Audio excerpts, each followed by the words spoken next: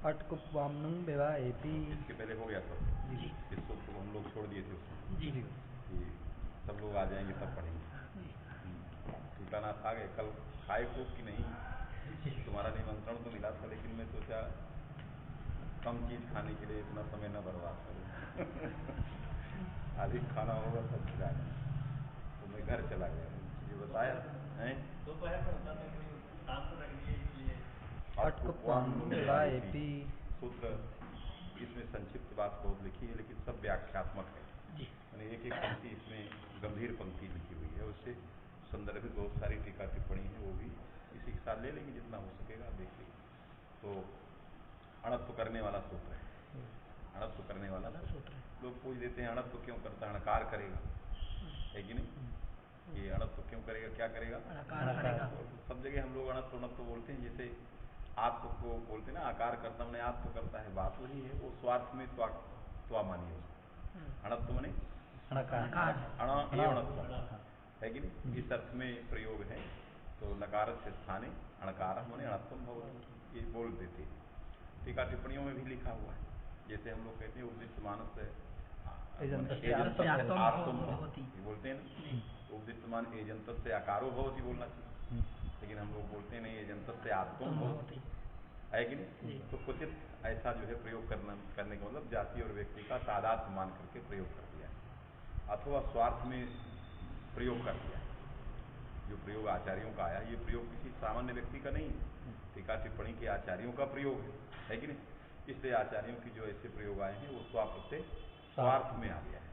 आ एव आत्वम, आ भवती में आत्वम भवती का एक ही अर्थ। इस दृष्टि से जो है अणत्वम भवती अणत्वम भवती, इसलिए बता रहे हैं कि पहले ही लोग पूछ देते हैं, जहाँ आप कहेंगे अणत्वम भवती, कहेंगे अणत्व कहाँ कर रहा है, अणकार कर रहा है, अणा कर रहा है, रथाभ्याम नोण अणा लिखा हुआ, अणत्वम तो नहीं लिखा।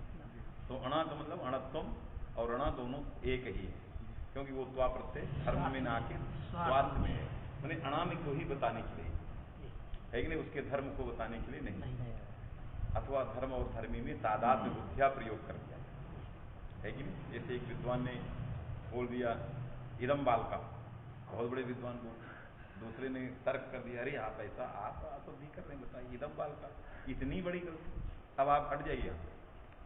तो कहे हम अयम चासो बालका बोले, पढ़ते वो समाधान दिए, अयम चासो बालका मने इदम बालका, समास हो गया।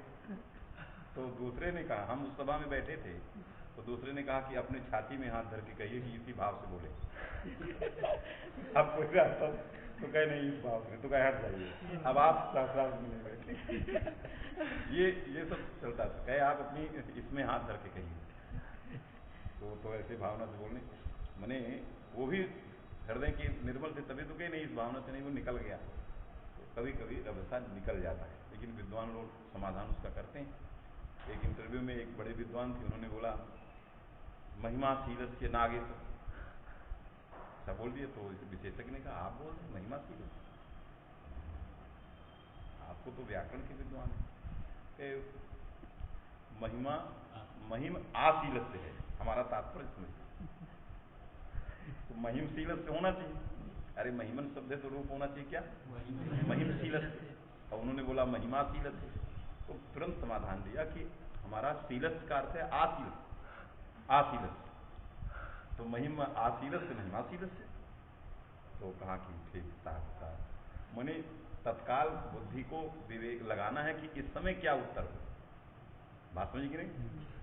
तो यहाँ ये सूत्र क्या करने वाला है, अणत्व मने अणा करने वाला है, तात्पर्य वही, यदि कहीं कदाचित ऐसी बात आए उसको इस रूप में लेना है। तो अणा करने वाला या अणत्व करने वाला, अणत्व विधायक सूत्र है अटकुप्वाम्नुं विवाहेति।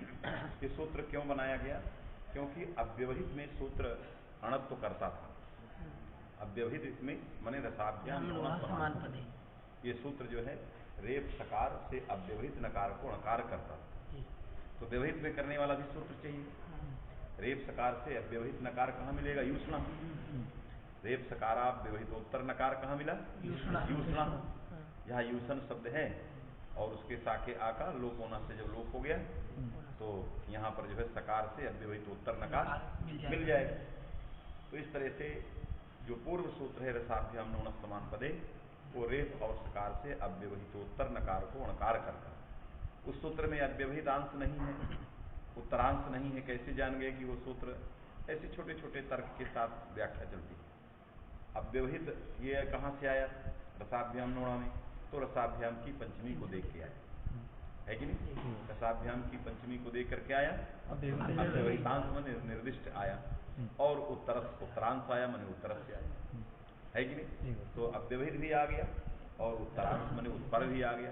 तस्मादित उत्तरस से निर्दिष्टे की अनुवृत्ति है, उत्तरस उसमें पढ़ गया है। तो निर्दिष्टे उत्तरस पदद्वयम उपस्थाप्य पंचम्यंतम पदम दृष्टवा। तो रसाभ्याम इस पंचम्यंत पद को देख करके यहाँ पर जो है निर्दिष्ट और उत्तरस से ये दोनों पद आते हैं। तो निर्दिष्ट भी अब जो है उत्तरस के कारण अव्यवहितस्थ परक हो जाता है, षष्ठ्यंत में बदल जाता है, क्योंकि कोई सप्तम्यंत है नहीं जिसके साथ उसका अन्वय कर दें, तो उसको षष्ठ्यंत में बदल देते हैं, क्योंकि उसका अन्वय नकार के साथ होना। रसाभ्याम नो, और नो षष्ठी है, तो जैसा विशेष है विशेषण भी वैसा हो जाए। तो निर्दिष्ट ये विशेषण था, तो विशेष के अनुरोध से विशेष्यानुरोध में उसमें भी षष्ठी बदल गई। जैसे कहते हो ना इकाहा अव्यवहित से इकाहा, कहते हो अव्यवहित से इकाहा, पूर्वत से अव्यवहित से इकाहा, स्थानीय से आप कहते हैं, तो अव्यवहित से तो नहीं होना चाहिए, निर्दिष्ट ये सप्तमी है कि नहीं? लेकिन इसलिए हो गई कि दो के बीच में यदि एक अव्यवहित है तो दूसरा भी अव्यवहित, तो अव्यवहित कौन था? अचि। और वो किसके बीच में अव्यवहित है? एक के बीच। तो यदि अच अव्यवहित हो सकता है तो एक भी अव्यवहित हो सकता है, इसलिए जो है उसको लिख दिया अव्यवहित से का, नहीं तो अव्यवहिते अचि।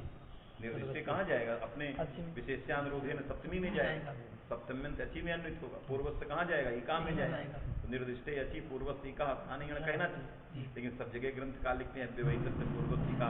हम लोग भी कहते हैं अजाव्यवहित से पूर्व, ऐसा कहते हैं ना, अजाव्यवहित से, अजाव्यवहित से पूर्वस्थ इका स्थानीय से आ, ये व्याख्या करते हैं। तो उसमें कहेंगे कि ये फलितार्थ कथन है, वस्तुतः वृत्ति होना तो वही चाहिए, निर्दिष्टे अचि अव्यवहित से निर्दिष्टे अचि पूर्वस्थ इका।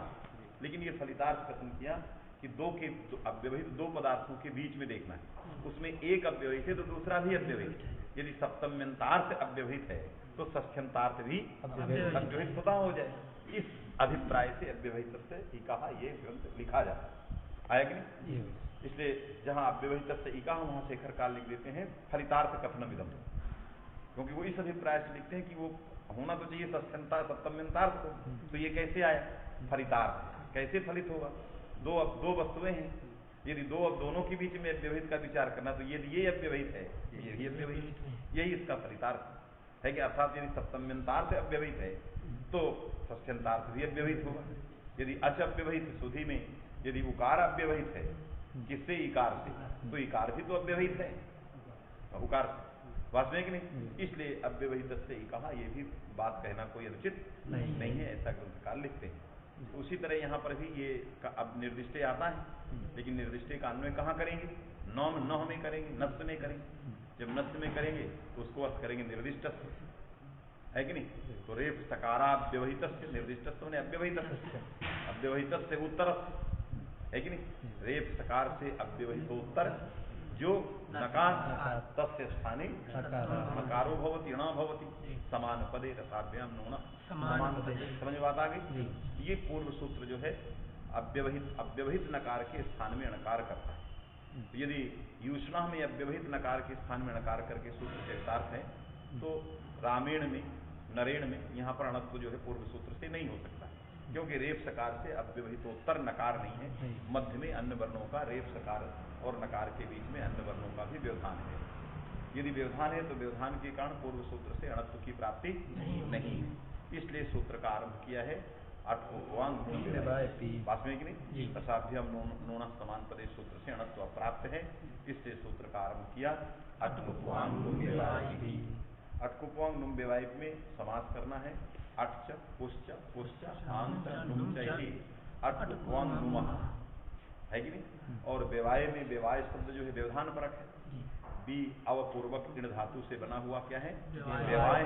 भय प्रत्यय करिए व्यवाय बनाइए, है कि नहीं? व्यवाय मने व्यवधानम और तस्मिन व्यवाय मने व्यवधान। तो अब नुमः का जो समस्त पद हुआ अटचा कुश्चा पुश्चा आंच नुमचे अटकुप्वांग नुमा, उसका व्यवाय के साथ समास करना है। तो समास किया अटकुप्वांग नुम फिर व्यवाया है कि नहीं, तृतीया ले आए। और तृतीया किसके योग में किया? व्यवाय के योग में। व्यवाय क्रिया है, व्यवधानक क्रिया निरूपित कर्तृत्व बैठा है किसमें? नुमा में।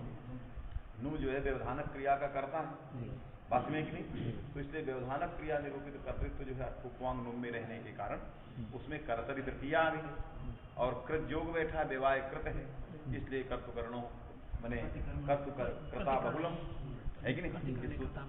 कर्तुकरणे करणे कृता बहुलम माने कर्ता और कर्ण का कृदंत के साथ बहुल प्रकार से समास है। तो यहाँ कर्ता में कौन हो गया? नुम भी, और कर्ता कौन हो गया? कृदंत हो गया व्यवाय। तो इसलिए समास हो गया हरिणा प्रातः की तरह, बन गया अटकुप्वांग नुम व्यवाया तस्मिन अटकुप्वांग नुम व्यवाये, है कि नहीं। अर्थात अडादि कर्तृक व्यवधान विशिष्ट जो नकार है कि नहीं, अटकुप्वांग नुम में सब आदि ना सब ले ली। तो अडादि कर्तृक जो व्यवाय, क्योंकि वहां तृतीया कर्तरीय में आई, तो अडादि कर्तृक जो व्यवाय माने व्यवधान, और उस व्यवधान से विशिष्ट कौन होगा? नकार होगा। और उस नकार के स्थान पर क्या करेंगे? नकार कर देंगे। बात में आ गई। ये सामान्य सूत्र का अर्थ जो है बन जाता है कि अडादि कर्तृक व्यवधान विशिष्ट जो नकार है, उस नकार के स्थान में नकार होगा। तो रेफ और सकार और नकार इनके मध्य में अडादि कर्तृक व्यवधान होना यदि है तो वो अव्यवहित ही कहा जाता है। बात में कि नहीं। रेफ सकार से अव्यवहितोत्तर नकार कह रहे, तो रेफ सकार से अव्यवहितोत्तर नकार में अडादि कर्तृक व्यवधान सोढ़व्य है। क्यों सोढ़व्य है? सूत्र के निर्माण के कारण। क्योंकि सूत्र ने इतना बना दिया है कि दोनों के नकार और रेफ सकार के बीच में, निमित्त और निमित्ती के बीच में अडादि कर्तृक व्यवधान सोढ़व्य है। एतादृश व्यवधान रहने पर भी रेफ सकाराव्यवहितोत्तर ही नकार कहा जाए, है कि नहीं। जैसे हमने कहा कि भाई ये दोनों के बीच में एक आदमी सोढ़व्य है, तो भी अब व्यवधान ही कहा जाए, क्योंकि वचन प्रामाण्य, बात में कि नहीं। इसलिए रेफ सकाराव्यवहितोत्तरत्व विशिष्ट से, क्योंकि जब इतना व्यवधान अव्यवहित रहने माने रेफ सकार और नकार के बीच में इतना व्यवधान सोढ़व्य हो गया, तो अब अर्थ करने में कोई क्षति नहीं, क्योंकि पूर्व सूत्र से रसाभ्याम नोण समान पदे पूरा का पूरा आ रहा है। तो रसाभ्याम यदि पंचम्यंत आ रहा तो फिर से अव्यवहित ही आएगा। जैसे उस सूत्र में निर्दिष्ट आया था, तो इसमें भी आएगा, तो रोक नहीं सकता कोई, बात में कि नहीं। तो जब आएगा तो क्या होगा? अव्यवहित का व्यवहित के साथ विरोध होगा, बात में क्या। इधर से कहें कि नहीं अव्यवहित नकार होना चाहिए और बीच में कहें नहीं व्यवहित भी होना चाहिए, क्या मतलब है? गाय भी है, भैंस भी है, तो अनुचित बात है कि नहीं। उसी को कह दें कि नहीं नहीं ये गाय है, और फिर कह दें नहीं नहीं नहीं भैंस है, एक निर्णय कर लो कि क्या है। इसलिए कहते हैं ना गैयो है भैंसियो है, कैसे काम चले। तो इसलिए रेफ सकार से अव्यवहित भी कह रहे हो और कह रहे हो नहीं अडादि कर्तृक व्यवधान भी कह रहे हो, तो अपी इसलिए लगाया व्यवधान अटकुप्वांग नुम व्यवाय, माने व्यवाय में इतना व्यवाय सोढ़व्य है, उसको दाढ़ कर रहा है, अवश्यंग्राह्य। तो रेफ सकाराव्यवहितोत्तरत्व विशिष्ट से भी बोलेंगे, अडादि कर्तृक व्यवधान विशिष्ट से भी बोलेंगे, है कि नहीं। अडादि कर्तृक व्यवधान इसके कारण हुआ है, इस सूत्र के कारण है। तो सूत्र प्रामाण्यात यह रेफ सकार और नकार के बीच में रहने पर भी अव्यवधान ही कहा जाए, बात में कि नहीं।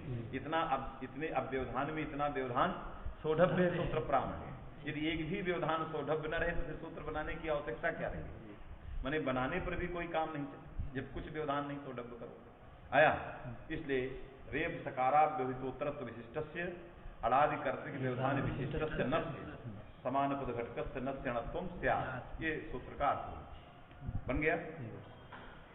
रेफ सकारान्यतराव्यवहितोत्तरत्व विशिष्टस्य अडादि कर्तृक व्यवधान विशिष्टस्य नस्य स्थाने अणत्वं स्यात् समान पदे। बात समझ में आ गई। समान पदे की व्याख्या करेंगे, जैसे आएगा। अब आगे तो रामायण में घटा लो। रामायण का नकार जो है रेफ सकाराव्यवहितोत्तरत्व विशिष्ट भी है और अडादि कर्तृक व्यवधान विशिष्ट भी है, क्योंकि इतना व्यवधान सोढ़व्य था, तो सोढ़व्य से अव्यवहित कहा जाएगा। तो रेफ सकाराव्यवहितोत्तरत्व विशिष्ट भी नत्व में बैठा है, नकार में। अडादि कर्तृक व्यवधान विशिष्टत्व भी बैठा है, मैंने व्यवायिक क्रिया उसमें स्वरूपता बैठी है, तो नकार में व्यवधान भी बैठा है स्वरूप संबंध से, तो व्यवधान विशिष्ट भी नकार है और आप व्यवहित उत्तरत्व भी बैठा है स्वरूप संबंध से। उत्तरत्व ये स्वरूपता कहाँ बैठा है? नकार में बैठा। तो रेप सकारात व्यवहित उत्तरत्व ये धर्म बैठा है, समझ में कि नहीं? और अड़ाध करते कि व्यवधानत्व व्यवायत्व भी बैठा है, तो व्यवधान से भी विशिष्ट है, व्यवायिक क्रिया भी बैठी है और स्वरूपता कहो नहीं तो क्रिया क्रियावतो समवाय, क्रिया और क्रियावान का समवाय है। व्यवधानक क्रिया को ले जाना है नकार में, तो क्रियावान कौन हुआ? नकार, इसलिए जो है समवाय संबंध हो जाए। यदि कोई ऐसा संदेह कर दे कि नहीं आप क्रिया को वहां ले जा रहे हो, तो क्रिया कैसे स्वरूप तक क्रियावान में रहे?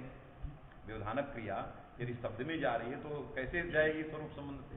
तो वहां समवाय भी कह सकते हो, क्रिया क्रियावतो हो समवाय, वास्तविक। तो अड़ादि रेप सकारा व्यवहितोत्तरत्व विशिष्ट से और अड़ादि व्यवधान विशिष्ट न स्थानीय नकारो भव।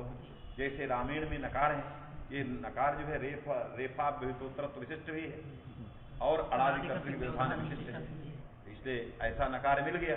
समान पद घटक है, समान पद माने समानम एव पदम माने अखंडम पदम है, तो यहाँ दो पद तो है नहीं, एक ही पद है। समान पदे में समास है समानम एव पदम, क्योंकि समान ग्रहण की आवश्यकता नहीं है। यदि हमें सामान्य पद लेने होते, दो पद भी लेने होते तो पदे कह देते। समान पदे माने पदे माने पदे वर्तमानयो हो, है कि नहीं? पदे विद्यमानयो हो, निमित्त निमित्तिनो हो, पद में विद्यमान निमित्त और निमित्ती होना चाहिए। इसमें तो दो पद अलग अलग रहे तब भी विद्यमान कहे जाए, वास्तविक नहीं। यदि कहे कि नहीं पदे में एक वचन सामर्थ्यात एक ही पद में विद्यमान चलेगा, तो समान ग्रहणम व्यर्थम सत। अवधारण पर समानम एव माने क्वचिदपि ये नहीं कह सकते कि नहीं दो पदों में भी सखंड पद नहीं लिए जाते, अखंड ही पद माने एक ही पद लिया जाए, वास्तविक नहीं। एकत्व की प्रतीति यद्यपि एक वचन से हो सकती है, लेकिन अवधारण बनाने के लिए उस समान को रखा गया।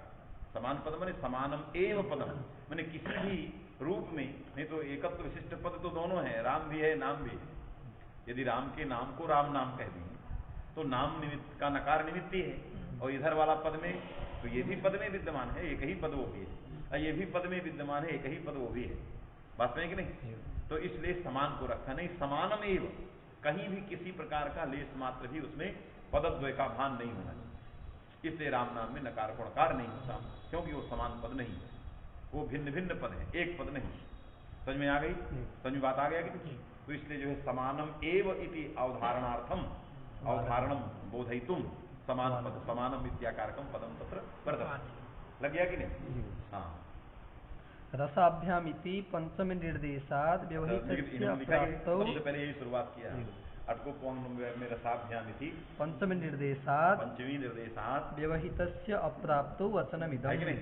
क्योंकि रसाभ्याम नून समान पदे इत्यस्मिन् सूत्रे रसाभ्याम इत्यत्र पंचमी निर्देशात अव्यवहित तस्मादुत्तर स्थित परिभाषया अव्यवहितस्य इत्यस्य उपस्थितौ सत्याम तत्र व्यवहितांशेणत्वम अप्राप्तम तस्मात् सूत्रम आरब्धम अटकुप्वांग विवाही।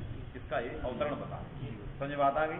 हमने पहले सारी चीजें आपको बताई। चलिए, अत्र सर्वैः विवाहः असंभवी, एक साथ सभी का विवाह तो नहीं मिलेगा। दुनिया में कोई ऐसा लक्ष्य नहीं है जिसमें अट कवर्ग पवर्ग आन और सब पड़े हो, सबका व्यवहार। तो सर्वेषां वर्ण कर्तिका नाम विवाह सर्वथा असंभव, सारी वर्ण कर्तृक व्यवधान में हूं ऐसा लक्ष्य दुनिया में नहीं मिलेगा, असंभव। इसलिए इस प्रकार का व्यवधान सूत्र में ग्राह्य नहीं है। सर्वेषां विवाह न ग्राह्य, आया कि नहीं?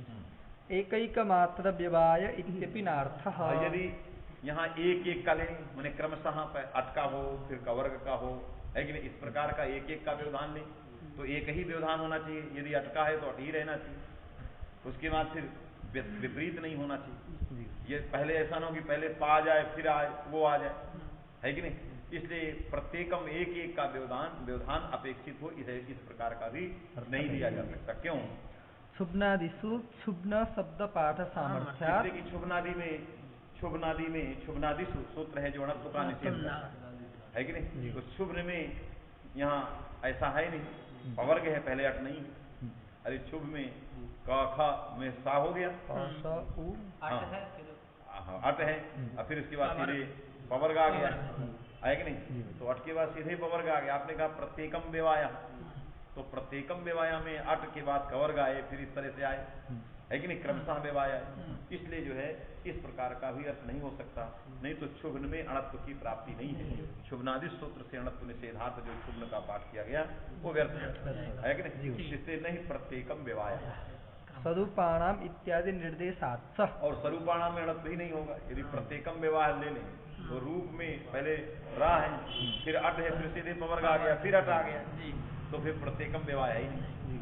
बात में कि नहीं, वहाँ 2 और 12 अट आ गया, अरे पा का भी आ गया, इधर ऊ का भी आ गया, रा में जो ऊ लगा है तो रेप से उत्तर ऊ हो गया, फिर पवर्ग हो गया, फिर अट हो गया, तो प्रत्येकम नहीं रहा, यहाँ 2 अट आ गए।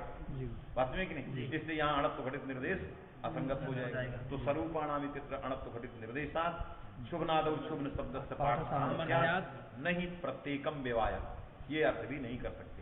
तो सर्वैर व्यवाय ये भी अर्थ नहीं कर सकते असंभवात्, प्रत्येकम व्यवाय ये भी अर्थ नहीं कर सकते। शुभनादि गण में जो है शुभ्न शब्द से पाठ सामर्थ्यात् स्वरूपाणाम इत्यत्र अणत्व निर्देशात् ये भी नहीं अर्थ कर सकते। तो क्या अर्थ करेंगे, इत्यादि निर्देशात् इति अभिप्रेत्याह इत्यादि निर्देश के बल पर क्या करेंगे, जो सूत्र में लिखा है अर्थ है कि नहीं, हाँ व्यस्त ही यथा संभव, चाहे विपरीत स्थिति में हो, अस्त व्यस्त व्यवधान हो, है कि नहीं, आगे पीछे पहले अट ना हो, बाद में चला गया हो, पहले पवर्ग आ गया हो, यथाक्रम कोई आवश्यक जैसे कैसे यथा व्यवस्थित है कि नहीं, यथा संभव मिलित, जैसा संभव हो, है कि नहीं, मिल करके हो, एक करके हो, विपरीत स्थिति में हो, इतने ही व्यवधान सोढ़व्य हैं।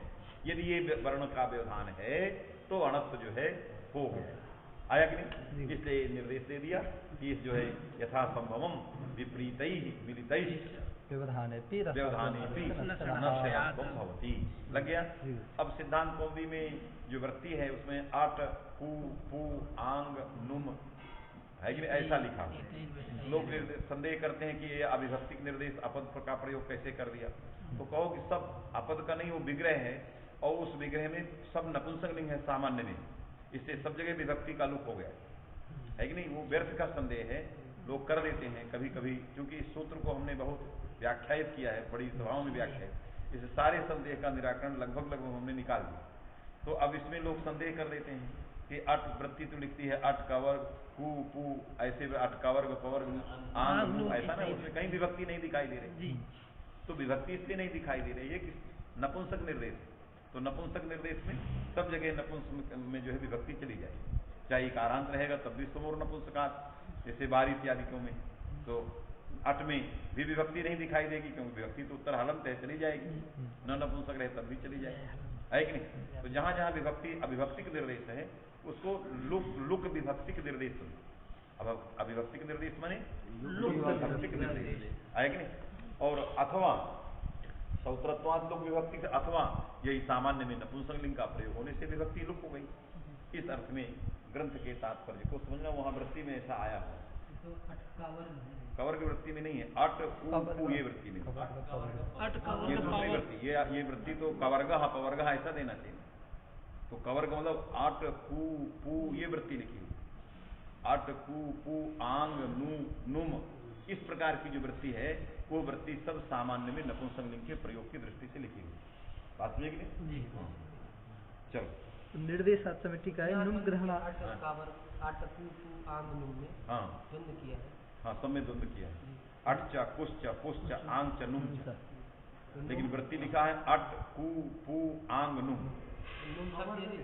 है, कवर्ग लिखा है वो आज की आधुनिक वृत्ति है, प्राचीन ग्रंथ देखो उसमें सब में अट कु पु ऐसा लिखा, कवर्ग नहीं लिखा, इसलिए ऐसा नहीं, ग्रंथ जो लिखा है अट कु पु आंग नुम ऐसा लिखा है कि नहीं, और अट कवर्ग पवर्ग आंग नुम इधर छपने लगा।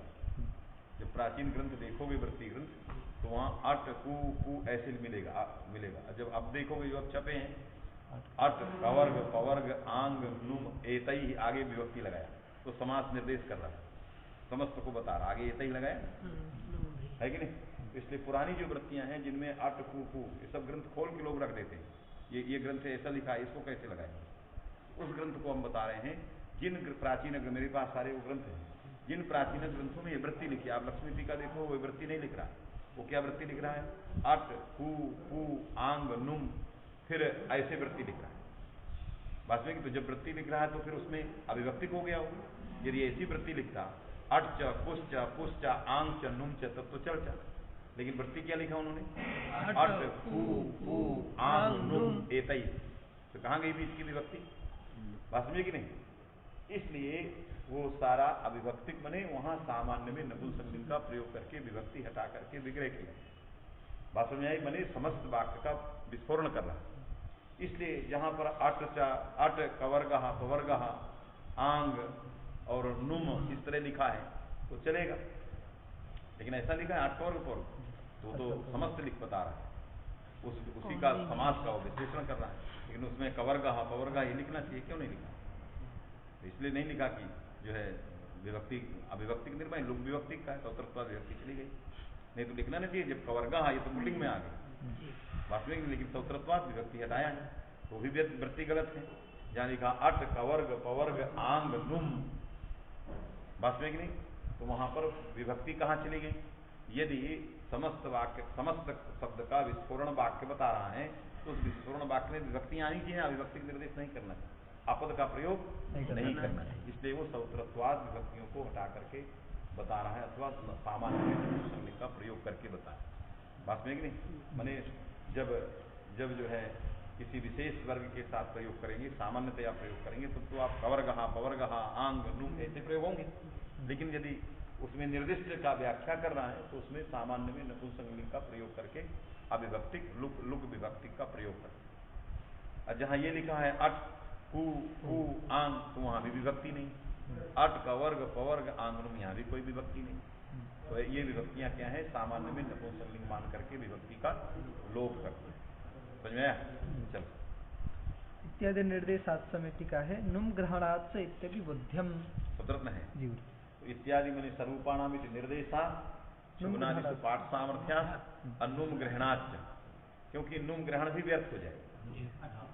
अटकुपवांग नुम में जो नुम ग्रहण है यदि कहो कि मैंने एक से क्रम से व्यवधान होना चाहिए तो ऐसा कहीं नहीं मिलेगा।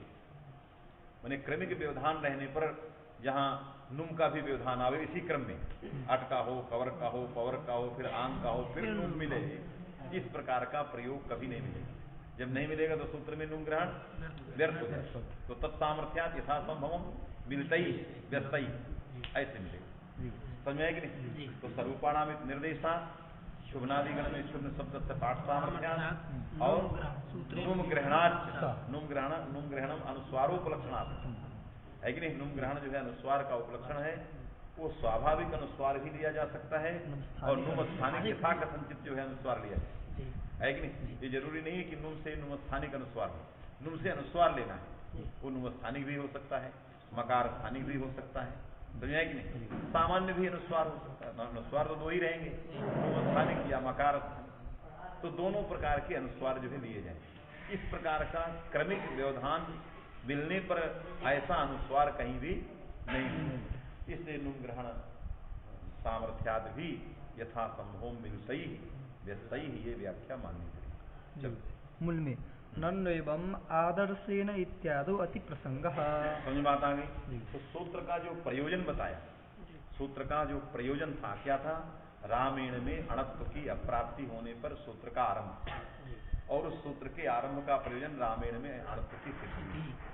समझ में कि नहीं? क्योंकि रेव सकारा व्यवहितोत्तरत्व विशिष्ट जो नकार था वो रामेण में नहीं है, इसलिए अटकुपवांग सूत्र में कहा गया कि यह नकार रामेण का नकार रेव सकारा व्यवहितोत्तरत्व विशिष्ट अड़ादि कर्तृक व्यवधान विशिष्ट है, इसलिए इसमें अणत्व हो जाता है, रामेण बन जाता है। जैसे वैसे आदर्शेन में कह रहा है अति प्रसंग, माने आदर्शेन में भी अणत्व प्राप्त है। क्यों? वो नकार भी रेप सकारा व्यवहितोत्तरत्व विशिष्ट है और अड़ादि कर्तृक व्यवधान विशिष्ट है। कहाँ लिखा है कि अड़ाद्यतिरिक्त कर्तृक नहीं होना चाहिए, है कि नहीं? सूत्र में ऐसा कहीं नहीं लिखा कि अड़ादि कर्तृक हो अड़ाद्यतिरिक्त कर्तृक ना हो, ये नहीं लिखा है। जब सूत्र में लिखा नहीं तो कैसे जान जाओगे कि अड़ाद्यतिरिक्त कर्तृक जो अड़ाद्यतिरिक्त सकार कर्तृक व्यवधान रहने पर अणत्व नहीं होता, ये अर्थ कैसे मिल जाए? समझ में? यदि ये अर्थ सूत्र का होता कि रेप सकाराभ्युतोत्तरत्व विशिष्टस्य अड़ादि कर्तृक व्यवधान विशिष्टस्य और अड़ाद्यतिरिक्त कर्तृक व्यवधान रहित न यदि इस प्रकार का सूत्रार्थ होता तो आदर्शेन में अति प्रसंग नहीं होता। आपने कहा कि इतने व्यवधान होना चाहिए और अधिक व्यवधान और आ जाए कुछ, उनको हटाने के लिए कोई उपाय नहीं। बात में कि जो पूर्व पक्षी है जो देख रहा है, बात समझ आई कि आपने यही कहा कि रेप सकार से अव्यवहितोत्तर नकार जहां हो वहां अटकवर्ग पौर्ग आंगनुम का व्यवधान होना चाहिए, तो आदर्शेन में है, माने रेप के उत्तर अट का व्यवधान है। अब अतिरिक्त जो व्यवधान है उसके लिए आपने हटाने के लिए कोई बात नहीं कही कि अतिरिक्त व्यवधान में नहीं हो, है कि नहीं? कोई कहे, सभा में पूछते हैं कि तब फिर अड़ादी रखने की क्या जरूरत है कि नहीं? यदि अड़ाद व्यतिरिक्त में हो जाए, यदि हमारे रहते कोई दूसरा आ जाए तो हमारा रहना ही व्यर्थ। तो जब रेफ और नकार के बीच में निर्देश कर दिया कि अड़ाद व्यतिरिक्त का व्यवधान होगा, मैंने अड़ादी का व्यवधान होगा, तो अड़ादी के व्यवधान के साथ अन्य जो आ रहे हैं वो अन्य भी आ जाए तो फिर इनका रखने की क्या जरूरत, बात में कि नहीं? तो ये नहीं कह सकते क्योंकि यह व्यर्थ नहीं है। यदि व्यर्थ होते तभी कहते कि मेरे अतिरिक्त नहीं आए। इनका सामर्थ्य इतना है कि इनको रेफ और नकार के बीच में रहना अनिवार्य वो है, क्योंकि अड़ादि शब्द अड़ादि रेव ये परख है ही नहीं। जैसे समास समास से ही परख है, उस तरह से अड़ादि शब्द अड़ादि रेव ये नहीं।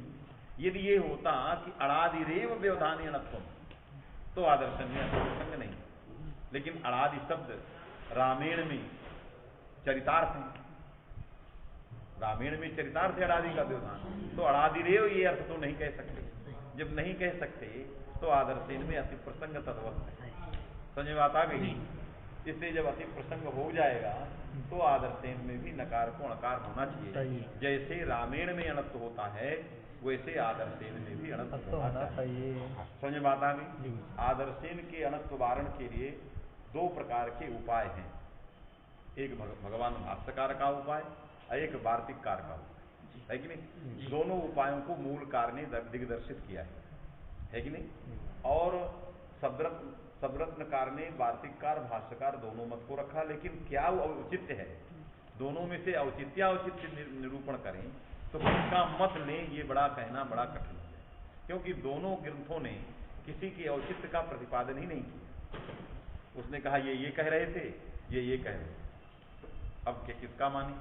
ये कह रहे थे ऐसा कर दे तो उपाय हो जाएगा, ये कह रहे कि ऐसा कह रहे थे। वार्तिककार कह रहे थे कि ऐसा कर दीजिए तो ये सब ये ऐसे अर्थ तो नहीं होगा, और भाष्यकार कह रहे थे ऐसा कर लीजिए तो नहीं होगा।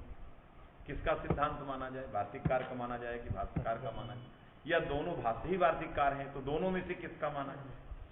बात में ये विवेक यहाँ जो है समीक्षा करेंगे, टीका टिप्पणीकार भी क्या कहते हैं वो समीक्षा करें।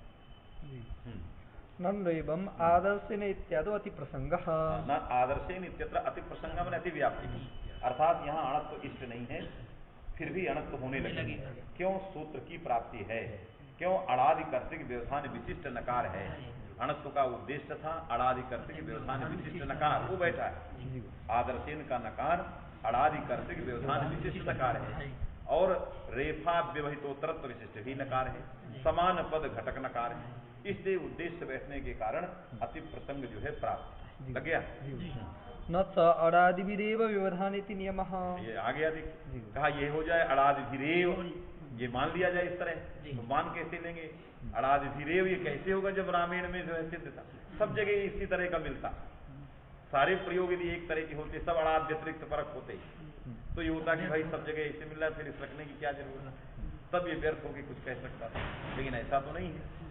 इसलिए पूर्व पक्षी कह रहे न अड़ादिभिरेव इति नियमः, इतनी महा, लेकिन नियम कैसे होता है? जब पूर्व से सिद्ध होना चाहिए, जब इसका ये इस वचन का व्यर्थ होना चाहिए, आएगी नहीं तभी नहीं होगा, क्योंकि समाज की प्राप्ति संज्ञा पूर्व सूत्र से सिद्ध है तभी न समाज से सकती। तो रामायण में अणत्व की सिद्धि यदि कथनचित हो जाए तब ऐसा हो सकता है, ऐसे तो सूत्र कहीं से दिखाई नहीं दे रहा कि अड़ादिभिरेव की नियमा हो जाए, लेकिन पूर्व पक्षी ने किस अभिप्राय से कहा, क्या लिख रहा है? अप्राप्ते विधिदयम् इति उक्तत्वात्, उत्तर दे दिया कि ऐसा नहीं कह सकते, अड़ादिभिरेव अयम अणत्व विधायक योगा, ऐसा नहीं अर्थ करते। क्यों? अप्राप्ते विधि ही इत्युक्तत्वात्, पीछे लिख दिया है कि रामायण में अणत्व अप्राप्त है, अतः विधिरयम, बात में कि नहीं, इसलिए विधि है ऐसा पीछे कहा गया। तो जब अप्राप्त में विधि बतला गया तो यह अड़ाद विरेव इस प्रकार का नियम नहीं है।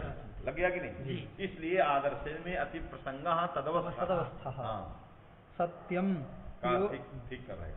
योग विभाग भाष्यकार का मत ग्रंथकार लिख रहे हैं, भट्टोजी लिखित मूल में भाष्यकार के मत को लिख रहे हैं। भाष्यकार ने सूत्र का योग विभाग किया। अटकुप्वांग नुम बेवाय, इस सूत्र का योग विभाग किया। अटकुप्वांग नुम भी एक योग है और बेवाय ये दूसरा योग। एक योग क्या है? अटकुप्वांग नुम भी, यद्यपि लिखते हैं सभी लोग अटकुप्वांग नुम एको योग, बेवाय द्वितीय योग, लेकिन विभक्ति जाएगी कैसे? तो विभक्ति छांद सत्वात हटाना पड़े तभी वो जाए, और कोई रास्ता नहीं है। तो यदि छांद सत्वात विभक्ति चली गई तो अटकुप्वांग नुम ये बचा अविभक्तिक, और उधर बेवाय, दो योग बचे। हाँ, क्या लिख रहे हैं? योग विभाग तत्र बुद्ध्य बेवायेपि इति एकः योगः विद्यर्थः। अटकुप्वांग नुम इति अन्यः नियमार्थः। और अटकुप्वांग नुम जो दूसरा था छांदसः विसलुक, और छांद सत्वात विसलुक मैंने बीस चला गया, तृतीया विभक्ति चली, आया कि नहीं? तो अब योग विभाग हो गया अटकुप्वांग नुम और बेवाये। इसमें पाठक क्रमात अर्थक क्रमो बलिया, पाठक क्रमात अर्थक क्रमो बलिया। पाठ तो अटकुप्वांग नुम पहले है और बेवाये पश्चात योग वो है, लेकिन जब अर्थ करने लगेंगे तो बेवाये पहला योग होगा।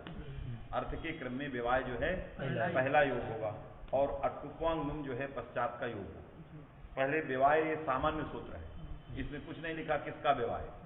रसाभ्याम नून समान पदे आएगा, और आने के बाद यही होगा रेप सकाराभ्युहितोत्तरत्व विशिष्ट से यदि किंचित वर्ण कर्तृक व्यवधान विशिष्ट है कि नहीं? कोई भी वर्ण व्यवधान आ जाए, क्यों विवाह रखा है, विवाह के साथ विरोध है, जिससे सारी वर्ण का व्यवधान सोढ़व्य हो।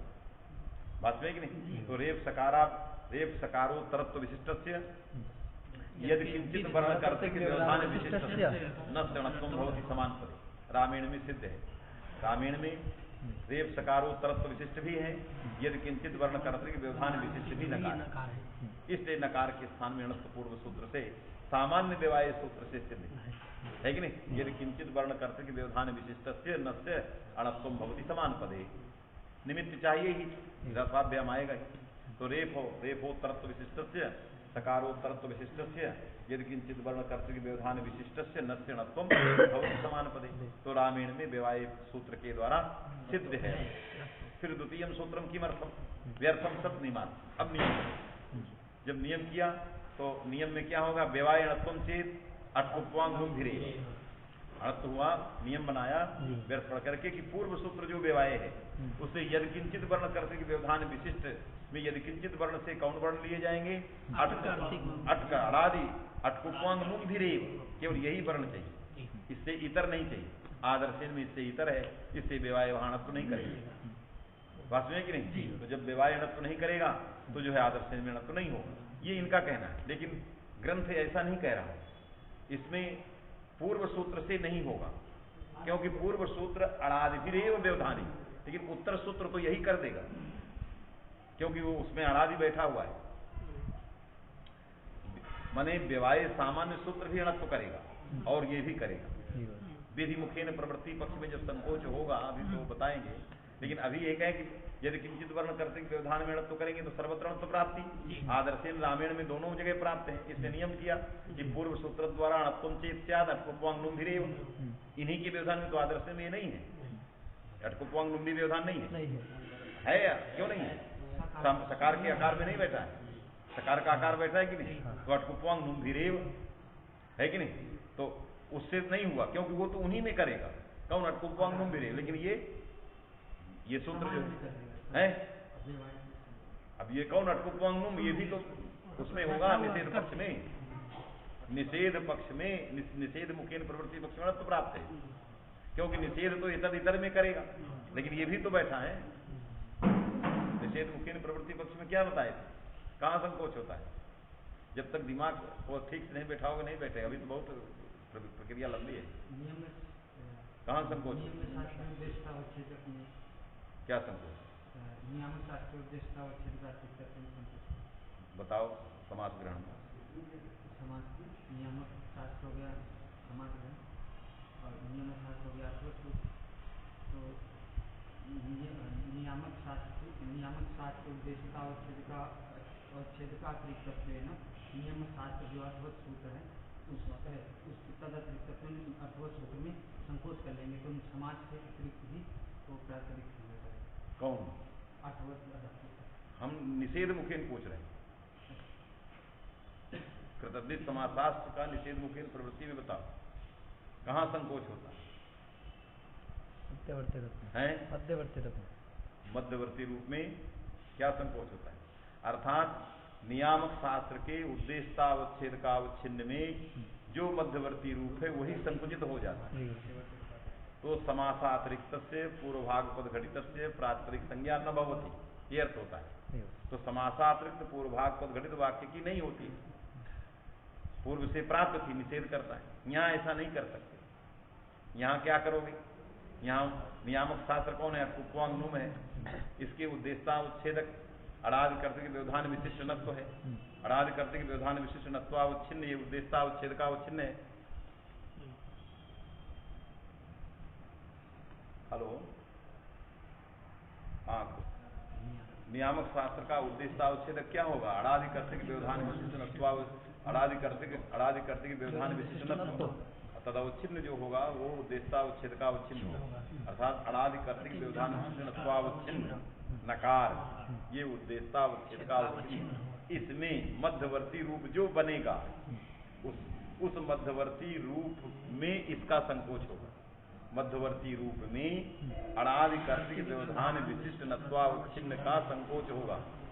अर्थात अड़ादि कर्तृ के व्यवधान विशिष्ट नत्वावच्छिन्न भिन्न अक्षर समाम्नायिक वर्ण कर्तृ के व्यवधान विशिष्ट नत्वावच्छिन्न स्थाने अणत्वम भवति न भवति।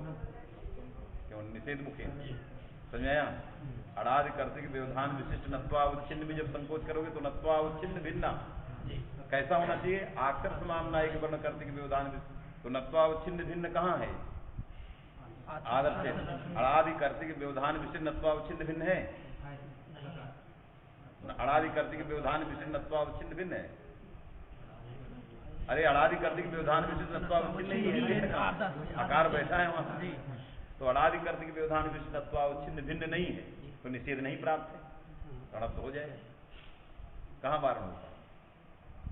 बात समझे कि नहीं? इससे प्रक्रिया लंबी चौड़ी है। अभी सामान्य जो लिखा है इसको पहले समझ लो, फिर उसको समझाएंगे। इसी पर हो गया, यहीं पर इसी जगह हमने कहा निषेध मुखेन में आप वारण नहीं कर सकते।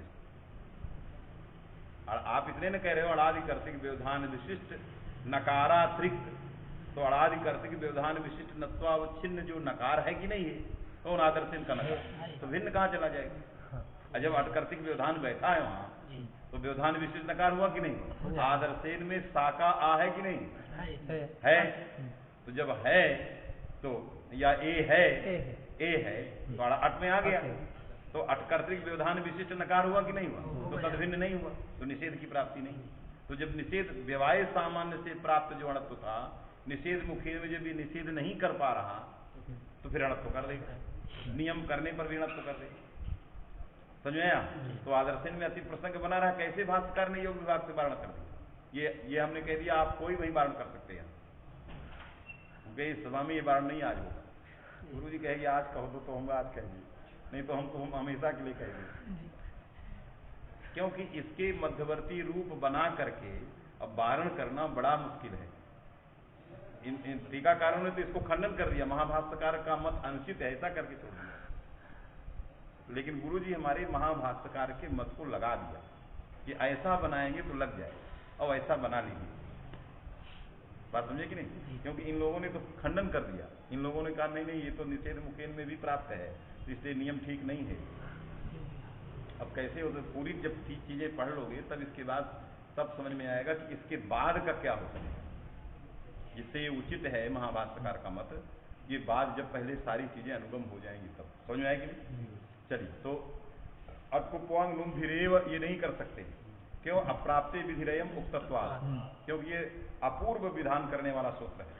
रामायण में किसी से नहीं प्राप्त है, उसके लिए सिर्फ विधान करने वाला तो व्यक्ति नहीं है, तो कैसे करेगा? तो योग विभाग किया। अटकुप्वांग नुम एको योगा व्यवाय द्वितीय योगा, और अर्थक्रम में जो है व्यवाय पहले आ जाए, है कि नहीं? जब पहले आ जाएगा तो बन जाएगा विवाहे। विवाहे का अर्थ है यदि किंचित वर्ण कर्तृक व्यवधान विशिष्ट सन्नत्व भवति। तो यदि किंचित वर्ण कर्तृक में आदर्शेन में भी प्राप्त है, उससे भी प्राप्त है, तो दूसरा वाला नियम करेगा कि विवाहत्वम चेत है कि नहीं। किसी भी सामान्य व्यवधान में अणत्व प्राप्ति हो तो अटकुपवांग नुम्भिरेव, यही होना चाहिए। ये नियम का आकार दिया। अब नियम में जो है विधि मुखेन होगा, निषेध मुखेन होगा, तो उस मुखेन में नहीं प्राप्त है, लेकिन वहां तक अभी नहीं जा रहे हैं, तो अटकुपवांग नुम्भिर अड़ाद्य अतिरिक्त में नहीं होना चाहिए, सकार अड़ाद्य अतिरिक्त इससे नहीं हुआ, वारण हो गया। ये सामान्य नियम है। ये जो भाष्यकार का ये व्यवस्था थी, ये केवल रिवर्णान्य सुनत्वम वाच्यम वार्तिक के खंडन के लिए किया गया। रिवर्णान्य सुनत्वम वाच्यम वार्तिक को अटकुपवांग नुम विवाह से गतार्थ करना था, इसलिए इस प्रकार का योग हुआ। वो आदर्शेन के लिए नहीं था, इसलिए भाष्य उधर नहीं जा रहा। निषेध मुखेन विधि मुखेन जब करते हैं तो नहीं हटता उससे, क्योंकि भाष्य का तात्पर्य आदर्शेन के अणत्व वारण के लिए था ही नहीं। भाष्य का तात्पर्य क्या था? क्योंकि उन्होंने ये किया उस वार्तिक के खंडन के लिए, तो लोग इधर लगाने लग गए, इसलिए टीकाकार ने कहा कि लोग इधर लगाने लग गए, इसलिए ये नहीं लगेगा यहाँ। तो गुरुजी ने लगा दिया कि इसका आशय यदि ऐसा बना देंगे तो ये भी लग जाएगा और वार्तिक भी खंडित हो जाएगा और वार्तिककार की मत से ये मत ठीक हो जाएगा। समझ में आता है कि नहीं? तो मातृनाम के अणत्व को, मातृनाम में अणत्व सिद्धि कैसे हो, तो ये नियम पक्ष से नियम करने लगे भाष्यकार, और नियम के आकार में मध्यवर्ती रूप बनाया अक्षर समामनायिक वर्णकर्तृक व्यवधान विशिष्ट नत्व। यह नियम शास्त्र का व्याप्य है और नियामक शास्त्र के उद्देश्यता उच्छेदक का व्यापक है। नियम शास्त्र जो कौन हो गया? व्यवाय। इस व्यवाय का उद्देश्यता उच्छेदक यदि किंचित वर्णकर्तृक व्यवधान विशिष्ट नत्व, इसकी अपेक्षा अक्षर समामनायिक वर्णकर्तृक व्यवधान विशिष्ट नत्व जो है वो व्याप्य है। अरे सभी वर्णों की अपेक्षा ये व्याप्य हो, और अड़ादिकर्तृक व्यवधान विशिष्ट नत्व की अपेक्षा अक्षर समामनायिक वर्णकर्तृक व्यवधान विशिष्ट नत्व जो है व्यापक है। बात में कि नहीं बने? हाँ, उसका व्यापक हो गया, क्योंकि अड़ादि से कम लिए गए, ज्यादा लिए। तो मध्यवर्ती रूप क्या हो गया? अक्षर समामनायिक वर्णकर्तृक व्यवधान विशिष्ट नत्व। इसलिए अक्षर समामनायिक वर्णकर्तृक व्यवधान विशिष्टे नकारे अणत्वम चेत अटकुपवांग नुम धीरे, ये नियम बने। तो मातृनाम में अक्षर समामनायिक वर्णकर्तृक व्यवधान के विषय में ही नियम बनाया गया है। नियम का जो स्वरूप है वो कितने को पकड़ा? केवल अक्षर समामनाय में आने वाले वर्णों के विषय में नियम किया गया। अजभक्ति जो मातृनाम में है वो अक्षर समामनाय में नहीं आती, तो अतिरिक्त व्यवधान में अणत्व हो जाएगा, उसके लिए वार्तिक बनाने की कोई आवश्यकता नहीं। बात में कि नहीं? मातृनाम में जो अजभक्ति है, रेफ और नकार के बीच में जो अजभक्ति बैठी है, वो व्यवधान ज्यादा था, अणत्व नहीं प्राप्त, इसलिए रिवर्णान्य सनत्वम वाच्यम बनाना पड़ा। अब प्राप्त हो जाएगा किससे? विवाह, क्योंकि ये जो नियम हुआ है, ये नियम विवाह जो नियंत्रित हुआ किन वर्णों के लिए हुआ है? अक्षर समामनायिक वर्ण। अजभक्ति अक्षर समामनायिक आई नहीं, तो नियम कुक्षी में अजभक्ति आई नहीं, तो नियम से व्यावृत्ति नहीं हुई, तो विवाह अणत्व कर देगा। विवाह जो है अजभक्ति की व्यवधान में अणत्व कर देगा, मातृनाम में अणत्व सिद्ध हो गया, वार्तिक बनाने की कोई आवश्यकता नहीं। इस लाघव की दृष्टि में भगवान भाष्यकार विचार कर रहे हैं, कोई आदर्शेन में विचार नहीं कर रहे थे। आदर्शेन प्रयोग को खींच करके टीका टिप्पणीकार ले आया, आदर्शेन अति प्रसंगा तो भाष्य रख दिया। बात समझे कि नहीं? लेकिन भाष्य का जो अभिप्राय था वो केवल वार्तिक को न करने में ये था। अभी ये पढ़ो, इसमें बहुत लंबा चौड़ा जी जी।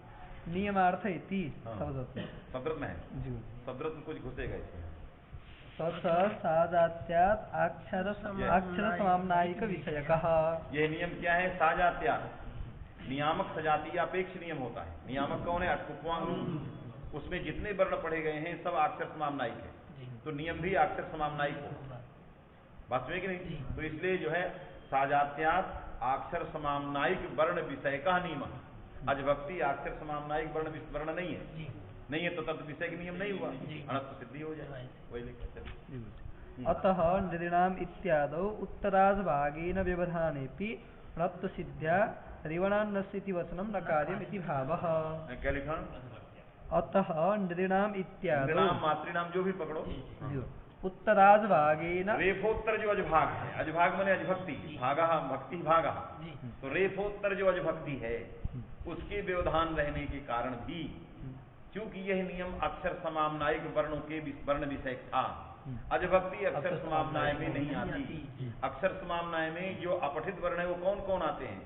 अनुस्वार, जीवा, मूली, उपद, ये सब आते हैं, उसमें अजभक्ति नहीं आती। जिनको अयोगवाह से लिया गया है उसमें भी अजभक्ति नहीं आती है कि नहीं? जैसे भाई ये अयोगवाह, जो अयोगवाह है उनको लिया जाएगा। कहा है ना मूल में के अयोगवाह? अनुस्वार, विसर्ग, जीवा, मूली, उपधमानी और यम, यमानुस्वार, ये। लेकिन कहीं भी अजभक्ति नहीं है। इससे अक्षर समाम्नायिक जितने वर्ण थे उन वर्ण से इतर अजभक्ति थी, इसलिए नियम कुक्षी में प्रविष्ट नहीं। बात समझ में आई कि नहीं? तो नियम कुक्षी में प्रविष्ट न होने के कारण नियम से व्यावृत्ति नहीं हुई। अटकुप्वांग नुम भिरेव, इस नियम से व्यावृत्ति नहीं हुई। तो सामान्य सूत्र जो व्यवहार था वो प्रवृत्त हो गया नृणाम मातृणाम, समझ में आया? प्रणत्व हो गया, इसलिए रिवर्णान शणत्वम वाच्यम वार्षिक नहीं करना पड़ा। समझ में बात आ रही कि नहीं है? कि केवल कथा सुन रहे हो जी? हाँ, सजाती लिखा कि सजाती? आम क्या? आंग से क्या लेना? नुम भी है, आंग भी है, तो क्या दिक्कत है? आंग का सजाती क्या है? नहीं, तुम्हें सजाती से क्या दिक्कत आई? सजाती हम आंग लिया जाता है कि आ लिया जाता है? आ। और वो जो अयुण के आ से जितने आ हैं सब लिए जाते हैं, तो फिर क्यों ऐसा अंतर? तो फिर सजाती क्यों? सारे वर्ण ही तो पढ़े हैं, 8 में भी सारे वर्ण आते हैं, समझ में आता ही। और आंग का जो अंगा चला अनुबंध है उससे कोई लेना देना नहीं। हाँ, उससे भी दीर्घकार के ग्रहण हो ही जाए, तो फिर आंग तो आंग के लिए भी प्रयोग बताया है, बताएंगे। तो सारे वर्ण हैं और जो वर्ण नहीं है वो नुम अनुस्वार का उपलक्षण, इसलिए जो है वो सब आ गए। तो जीवा, मूली, उपधमानी, अनुस्वार, विसर्ग, जितने अयोगवाह हैं वो भी सब अक्षर समाम्नाय में। आंग भी अक्षर समाम्नाय, क्योंकि जितने आंग है, जिस आंग है या अनुबंध वाले हैं उस सब में अनुबंध हट जाते हैं, तो सब वर्ण ही बचते हैं। और वो वर्ण कोई ऐसा नहीं जो अक्षर समाम्नाय से इतर हो, क्योंकि दुनिया का कोई वर्ण यदि अक्षर समाम्नाय से इतर हो गया तो पूरे व्याकरण का अप्रमाणिकता आ गई, क्योंकि पूरा का पूरा व्याकरण अक्षर समाम्नाय के पर धरातल पर टिका हुआ। अब आपने ऐसा वर्ण ले लिया जो अक्षर समाम्नाय में आता ही नहीं, तो फिर आपका व्याकरण तो अवैदिक व्याकरण हो। वास्तविक नहीं कहा तत्व वेदांग, यही व्याकरण है, यही वेदांग, क्योंकि इसके मूल में क्या है? अक्षर समाम्नाय है। तो अक्षर समाम्नाय से इतर भी यदि हो गया तो उसके मूल में अतिरिक्त वर्ण हो गए, इसलिए इसीलिए अयोगवाह सबको लिया है। इसलिए जो है आंग भी उपलक्षणार्थ है, वो किसी अन्य को बताने के लिए। जहाँ आंग लिखा है उस वहां पर देखना, उसको भी उपलक्षण के, जैसे नुम उसका उपलक्षणार्थ है, आंग किसी का और उपलक्षणार्थ है, ये सारी चीजें आई है। इसलिए अक्षर समाम्नाय वर्ण जो हैं तद विषयक ही नियम है, क्योंकि नियामक में पढ़े गए सारी चीजें अक्षर समाम्नाय से संबंधित हैं। कुछ प्रत्यक्षतः उच्चरित हैं, कुछ उपलक्षणतया गृहीत हैं, कुछ अयोग वाहत्वेन गृहीत हैं। सभी जो पढ़े गए हैं सब अक्षर समाम्नाय में ही आते हैं। बात समझ आएगी? और अनुबंध को लेकर के कोई काम व्यवहार नहीं किया जा सकता कि ये वर्ण नहीं है। बात समझे? सारे वर्ण हैं। चलो, अतः नृणाम इत्यादो उत्तराज भागेन व्यवधाने नृणाम में आज उत्तराज भाग माने रेफ से उत्तर, अजभाग माने भक्ति भाग माने अजभक्ति का व्यवधान, वो व्यवधान अक्षर समाम्नाय से इतर है, इसलिए नियम कुक्षी में प्रविष्ट नहीं है, अतः अणत्व हो जाए। रिवर्णान्नस्यति वचनं न कार्यम् इति भावः। रिवर्णान्नस्यणत्वम् इति वचनं न कार्यम्। इदं प्रत्याहारानिके प्रकृतसूत्रे च भाष्ये, इसलिए ये भाष्य में प्रत्याहारान्निक भाष्य में और इसी सूत्र के भाष्य में है कि नहीं, ये अक्षर समाम्नाय विषयक नियम है और ये वार्तिक का प्रत्याख्यान, ये सारी बात बताई गई है कि नहीं तो भाष्यकार इसका सजातीयापेक्ष नियम नहीं बताते यदि इस प्रकार का कोई वर्ण समुदाय विवक्षित होता, क्योंकि वर्ण समुदाय जो है अक्षर समाम्नाय का विषय नहीं होता, वर्ण ही अक्षर समाम्नाय के विषय हैं, वही वर्णों का समुदाय मिलकर के वर्ण समुदाय बन जाता है। यदि आंग में आ और ग 2 वर्ण माने जाए तो भी वर्ण समुदाय भी अक्षर समाम्नाय के विषय है, क्योंकि आ भी विषय है, गा भी विषय है। बात समझेगी ना? चलो। यद्यपि रसाभ्याम इति अब पंचम्योपस्थित यद्यपि निर्दिष्ट भाष्यकार के मत की व्याख्या ये कर चुका जी। कि अक्षर समामनायिक वर्ण विषयक नियम रहेगा, अतः रिवर्णान षणत्वम वाच्यमिति वचनम न कार्यम, ये भाष्यकार का मत था, ये विवेचित कर दिया है कि नहीं, जबकि मूल ने इसको इस तरह के रूप में वर्णन नहीं किया। यद्यपि से वार्तिक कार का मत दे रहा है। यद्यपि रसाभ्याम इति पंचम्या उपस्थित निर्दिष्ट पदस्य उपस्थित निर्दिष्ट पदस्य व्यवाये पंचम्या उपस्थित निर्दिष्ट पदस्य, पंचमी के द्वारा उपस्थित जो निर्दिष्ट पद है, अव्यवहित जो पद है, व्यवाये इत्यनेन अविरोधाय, तो व्यवाय सूत्र है। व्यवाय माने अटकुप्वांगनुम व्यवाय, अब योग विभाग नहीं है वार्तिकार की मत। अटकुप्वांगनुम व्यवाय इत्याकारक जो सूत्र है, इस सूत्र में रसाभ्याम की अनुवृत्ति गई और रसाभ्याम के पंचमी के द्वारा निर्दिष्ट पद उपस्थित हुआ।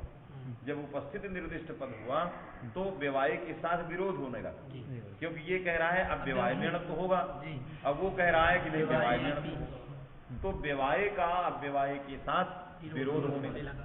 जब विरोध होने लगा तो कुछ उपाय करना चाहिए कि इनका आपसी संबंध हो जाए, विरोध न हो, तो अविरोधाय है कि नहीं, व्यवाय का अव्यवाय के साथ विरोध न हो या अव्यवाय का व्यवाय के साथ विरोध न हो, तो अव्यवायेन सह अविरोधाय उपस्थित निर्दिष्ट पदस्य तद अतिरिक्त परम, अरादि अतिरिक्त अव्यवहित अराद्यतिरिक्त परम है कि नहीं, माने अव्यवहित माने अराद्यतिरिक्त अव्यवहित। यदि अराद्यतिरिक्त अव्यवहित फर्क हो गया, माने अराद्यतिरिक्त किसी भी वर्ण के व्यवधान रहने पर अव्यवहित नहीं कहा जाएगा। जब आपने अव्यवहित पद की शक्ति किस अर्थ में मान लिया, अव्यवहित पदम, अराद्यतिरिक्त अव्यवहित परम, अर्थात अराद्यतिरिक्त से अव्यवहित है कि नहीं, न श्रात्म हो रसाभ्याम अव्यवहित मने अराद्यतिरिक्त अव्यवहित मने अराद्यतिरिक्त किसी वर्ण का व्यवधान नहीं होना, नहीं तो अव्यवहित नहीं कहा जाए। आदर्शेन में अराद्यतिरिक्त क्या है, सकार है, तब व्यवहित ही नकार है। हमको क्या चाहिए, अराद्यतिरिक्त अव्यवहित नकार, अराद्यतिरिक्त अव्यवहित नकार वहां नहीं, समझ में आया। अराद्यतिरिक्त मने अरादि से अतिरिक्त किसी भी वर्ण का व्यवधान नहीं होना चाहिए, है वार्तिक कारण इस रीति से वर्ण कि यहाँ निर्दिष्ट जाएगा, निर्दिष्ट का जो है व्यवाय के साथ अविरोध हो जाए, इसलिए अविरोध के लिए हम क्या करेंगे, व्यवाय पद सामर्थ्यात् निर्दिष्ट पद की शक्ति जो है अराद्यतिरिक्त अव्यवधान परक माना जाए। तो जब अराद्यतिरिक्त अव्यवधान लिया जाएगा तो यहाँ अराद्यतिरिक्त अव्यवधान नहीं है। आदर्शेन रामायण में अराद्यतिरिक्त अव्यवधान बैठा है, अराद्यतिरिक्त कोई भी वर्ण वहां नहीं है नकार के और स्लेव के बीच में जो अव्यवधान को काट दे, है कि नहीं, जो उसको कह दे कि नहीं अराद्यतिरिक्त है जिससे यहाँ व्यवहित, तो अराद्यतिरिक्त अव्यवहित नकार वहां मिल गया कहाँ, रामायण में, तो लक्ष्य की प्रसिद्धि हो गई, अर्थात लक्षण जो है प्रसिद्ध हो गई। कहां पर, रामायण में। अराद्यतिरिक्त अव्यवहित नकार मिला कि नहीं मिला, तो ये नहीं कह सकते कि नहीं अराद्यतिरिक्त अव्यवहित नकार कहीं मिलेगा नहीं, लक्षण से प्रसिद्धि, तो लक्षण रामायण में अणत्व करके चरितार्थ। अब आदर्शेन में जब लगाओगे तो नहीं लगेगा, क्योंकि अराद्यतिरिक्त अव्यवहित नकार नहीं है, अराद्यतिरिक्त सकार तद व्यवहित नकार बैठा है, अराद्यतिरिक्त सकार तद व्यवहिता एव नकार, न अराद्यतिरिक्त अव्यवहितो नकार, इसलिए वहां नकार नहीं होगा। यह वारण करने का वार्तिक कार का उपाय है। लेकिन इस उपाय में नागेश भट्ट को नहीं सहमत है, ये कहते हैं कि नहीं, यहाँ पर रिवर्णान्य षणत्वम वाच्यम इस पक्ष में बनाना पड़ेगा, क्योंकि अराद्यतिरिक्त कौन हो गया, अजभक्ति हो गई, तो तद व्यवहित ही नकार है मातृनाम में, अब व्यवहित नहीं, इसलिए सूत्र षणत्व नहीं होगा तो वार्तिक बनाना पड़ेगा, क्या रिवर्णान्य षणत्वम। इसलिए वो मत ठीक है क्योंकि उसमें लाघव है, ये लाघव क्या, वार्तिक नहीं बनाना, अपूर्व वचन नहीं करना, समझ में बात आई कि नहीं। हाँ क्या देखो, इत्यनेन अविरोधाय अरादि अतिरिक्त अव्यवहित पदतया आदर्शेन इत्यादो णत्वं शुष्कवादनम्। णत्वं आदर्शेन इत्यत्र णत्व वारणम शुष्कम, माने अणत्व को का वारण अच्छी तरह से किया जा सकता। ध्वनितं च इदं प्रकृत सूत्रे वार्तिक कृता। ये मत किसका है, यद्यप से लेकर वार्तिक का। इसके पहले वाला मत किसका था, तथापि तत्तद औचित्यानुचित समीक्षा कर रहा है। यद्यपि ये वार्तिक करने का, तथापि किसका मत उचित है, इस पक्ष में नागेश विचार कर रहे हैं। तथापि तत्र नृणाम इत्यर्थे वचनारंभे गौरवम इति नृणाम इत्याद्यर्थम वचनारंभे महागौरव, क्योंकि नृणाम मातृनाम में अणत्व करने के लिए वचन बनाना पड़ेगा। कौन? किस मत में? वार्तिक कार्य, क्योंकि वहाँ अणाद्यतिरिक्त अजभक्ति बैठी, तद व्यवहित ही नकार है, अतः कुक्वांग व्यवायसी अणत्व नहीं प्राप्त है, इसलिए अणत्व करने के लिए वार्तिक बनाना अनिवार्य है, इसलिए ये गौरव है। इसलिए यह मत में यद्यपि गौरव है तथा इति इदम एव आदृतम मूलकृता। हाँ, वचनारंभे गौरवम इति इदम एव आदृतम मूलकृता। वचनारंभ जो है वचनारंभे गौरव, ये हो गया। आगे क्या लिख रहे हैं? गौरवम इति इदम एव आदृतम मूलकृता। हाँ, तो मूलकृता इदमेव आदृतम है। हाँ, मूल कार्य जो योगी विभागे ना नियमत्वमेव। हाँ, तो भट्टोजी दीक्षित जो मूल कार्य है, हाँ, तो ये इसने मूल कार्य भट्टोजी दीक्षित ने क्या आदर किया? नियम होगा यही पक्ष, क्योंकि इसमें गौरव था। तो इन्होंने औचित्याचित समीक्षा में उस भाष्यकार के मत को लगा दिया कि भाष्यकार का मत ही ठीक है। लेकिन भाष्यकार के मत का नागेशोत्तर जो व्याकरण विचार करता है, जो टीका टिप्पणियों में, वो नागेश को कहता है ये नागेश ने समीक्षा ठीक नहीं की। क्यों? जब विचार करोगे तो नियम शास्त्र और नियामक शास्त्र, उसका मध्यवर्ती रूप को लेकर नियम शास्त्रों की प्रवृत्ति, जो विधिमुखेन प्रवृत्ति और निषेध मुखेन प्रवृत्ति, दो प्रकार की प्रवृत्ति हो। विधिमुखेन में तो वारण कर सकते हैं, विधिमुखेन में नियम शास्त्र व्यवाय की सूत्र है, नियामक शास्त्र अटकुत्वांग व्यवाय। नियम शास्त्र का उद्देश्यता उच्छेदक क्या है? यदि किंचित वर्ण कर्तृक व्यवधान विशिष्ट नत्व है, और नियामक शास्त्र का उद्देश्यता उच्छेदक अड़ादि कर्तृक व्यवधान विशिष्ट नत्व। अड़ादि कर्तृक व्यवधान विशिष्ट नत्व का व्यापक अक्षर समामनायिक वर्ण कर्तृक व्यवधान विशिष्ट नत्व, और यदि किंचित वर्ण कर्तृक व्यवधान विशिष्ट नत्व का व्याप्य है अक्षर समामनायिक वर्ण कर्तृक व्यवधान विशिष्ट नत्व। इससे मध्यवर्ती रूप हुआ अक्षर समामनायिक वर्ण कर्तृक व्यवधान विशिष्ट नत्व। तो नियम शास्त्रीय उद्देश्यावच्छेदक व्याप्य, नियामक शास्त्रीय उद्देश्यावच्छेदक व्यापक है कि नहीं? व्यापक मध्यवर्ती यदरूपम तदरूपावच्छिन्नातिरिक्तत्वेन नियम शास्त्रीय उद्देश्यावच्छेदकावच्छेदे संकोचः।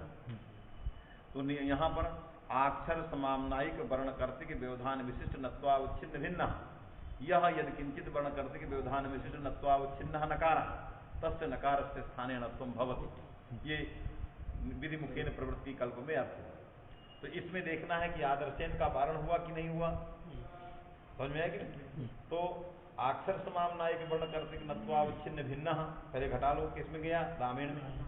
अक्षर समामनायिक वर्ण कर्तृक व्यवधान विशिष्ट नत्वावच्छिन्न भिन्न है कि नहीं? क्योंकि नियम शास्त्रीय उद्देश्यावच्छेदका अवच्छिन्ना अतिरिक्तत्वेन संकोच करेंगे। नियम शास्त्रीय उद्देश्यावच्छेदका अवच्छिन्न मने यदि किंचित वर्ण कर्तृक व्यवधान विशिष्ट नत्वावच्छिन्न भिन्न, यह अक्षर समामनायिक वर्ण कर्तृक व्यवधान विशिष्ट नत्वावच्छिन्न नकारः तस्य नकारस्य स्थाने णकारो हो समान पद। तो यदि किंचित वर्ण कर्तृक व्यवधान विशिष्ट नत्वावच्छिन्न भिन्न, तो यदि किंचित वर्ण कर्तृक व्यवधान विशिष्ट नत्वावच्छिन्न भिन्न नहीं है, समझ में बात आई कि नहीं?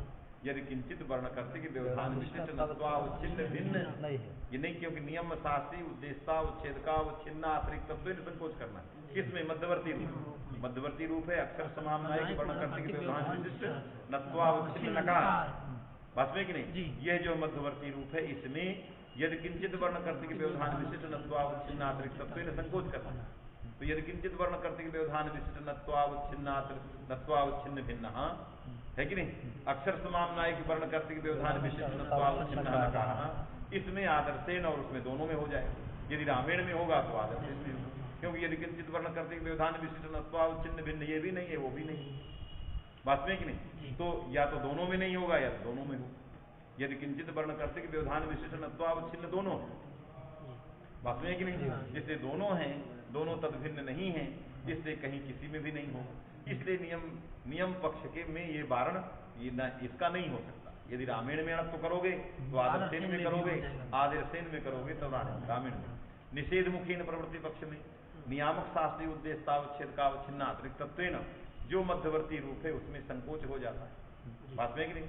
तो अड़ादि कर्तृक व्यवधान विशिष्ट नत्वावच्छिन्न भिन्न, यह अक्षर स्वभाव नहीं ग्रहण करते व्यवधान विशिष्टत्वावच्छिन्न नकार स्थाने णत्वम न भवति। बात में कि नहीं? तो रामायण में घटाई यहाँ पर अनादि कर्त के व्यवधान विशिष्टत्वावच्छिन्न भिन्न नहीं है, इससे निषेध नहीं होता है। तो आदर्शेन में भी निषेध नहीं होगा, क्योंकि अनादि कर्त के व्यवधान विशिष्टत्वावच्छिन्न भिन्न नहीं है, इससे निषेध नहीं होगा, थोड़ा तो होने लगे। बात इसलिए इस नियम रीति से वारण नहीं हो सकता। समझे बात आ गया? जब अब आगे क्या लिख रहे हैं, पहले इसको अनुगम करके आओ। ये सब लिखा हुआ है उसमें, नीचे टीका टिप्पणी में सब लिखा है। सरला पढ़ेंगे। हाँ, पहले इसकी सरला या तो पढ़ के आओ वहां से। अब वो दूसरी कुछ भाषा में लिखा है, हमारी अपनी स्वतंत्र की बनाई भाषा है, तो उसको आप देखोगे वहाँ अतिरिक्त तत्व ने हम नत्वावच्छिन्न भिन्न लगा रहे हैं। बात वही, अतिरिक्त कहो या भिन्न कहो, उसमें कोई अंतर नहीं, कहने की अपनी अलग अलग सही। क्या समय हुआ?